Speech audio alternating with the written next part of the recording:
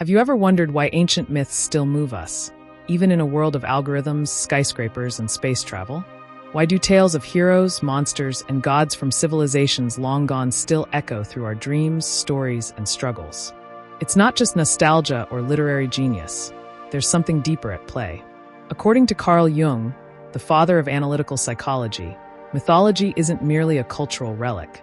It's the roadmap to our inner world.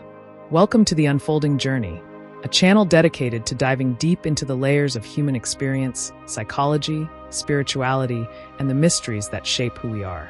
If you're passionate about understanding the mind, the soul, and the timeless stories that unite us, you're in the right place. Let's embark on this psychological and mythological voyage together. Myth is mirror. Why Jung cared about mythology. To Carl Jung, myths were not just stories.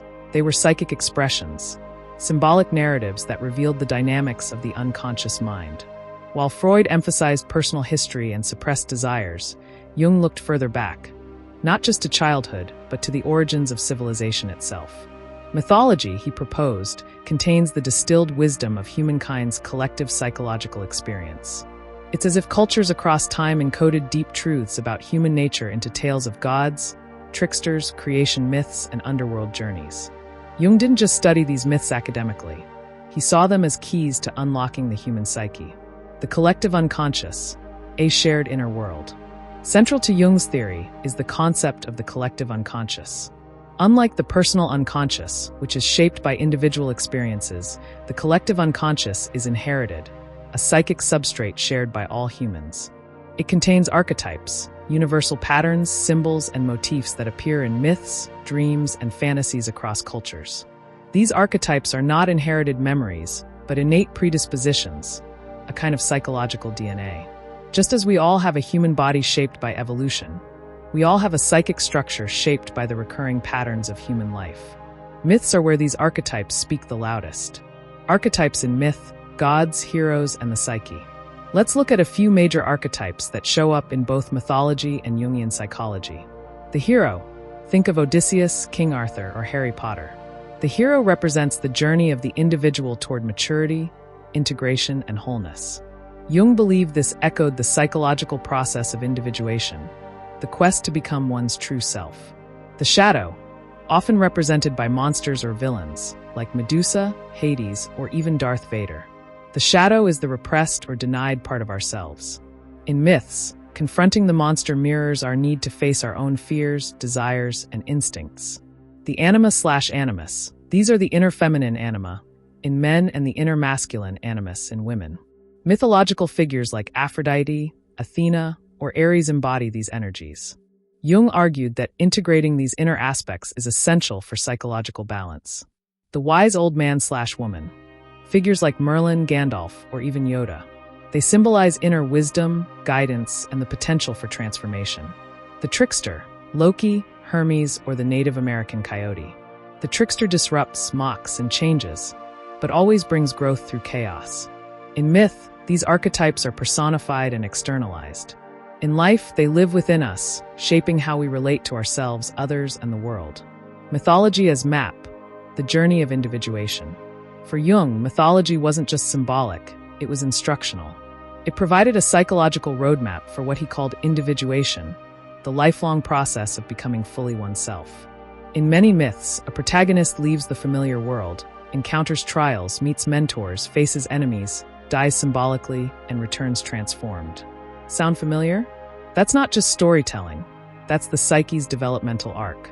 Joseph Campbell would later call this the hero's journey, but it was Jung who first pointed out how deeply this mirrored psychological development. When we read a myth or watch a modern film that follows this arc, something stirs in us. We don't just watch the hero, we are the hero. This mirroring helps us recognize where we are in our own life's narrative. Dreams as modern myth-making. Jung famously said, "Dreams are the myths of the individual." Just as cultures create collective myths, individuals create private myths through dreams. These are full of archetypal symbols. A snake may signify transformation, water may suggest the unconscious, a tower may represent the ego. By interpreting dreams through the lens of mythology, Jung believed we could uncover unconscious conflicts, desires, and potentials.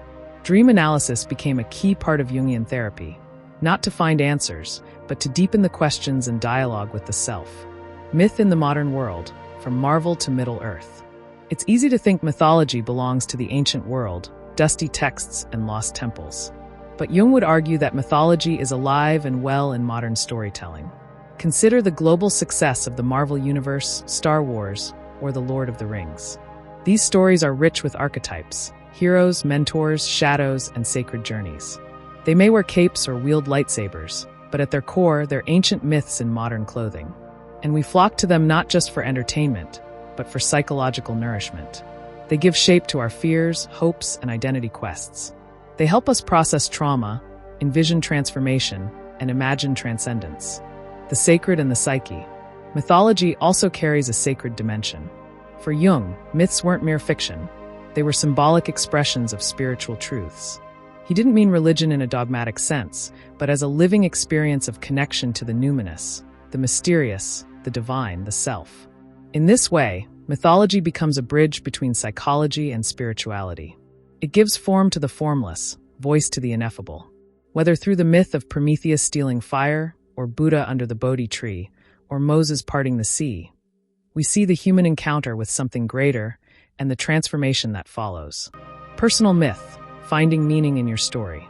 Finally, Jung believed that every person lives out a kind of myth, even if they don't know it. The challenge, he said, is not whether we live by myths, but whether we're conscious of the myths we're living by. Are you stuck in a tragedy that isn't yours? Or are you unfolding your own heroic journey? To explore mythology is to ask, what is the story I'm living? What archetypes am I enacting? Where am I in the journey? What does my inner myth call me to become? Mythology, through the lens of Jungian psychology, isn't escapism, it's revelation. It's a mirror to the soul, a map to the self, and a bridge between ancient wisdom and modern healing. So next time you hear a myth, watch a film, or have a dream, pay attention. You might just be hearing the voice of the collective unconscious, nudging you toward wholeness. Thank you for joining us on the unfolding journey.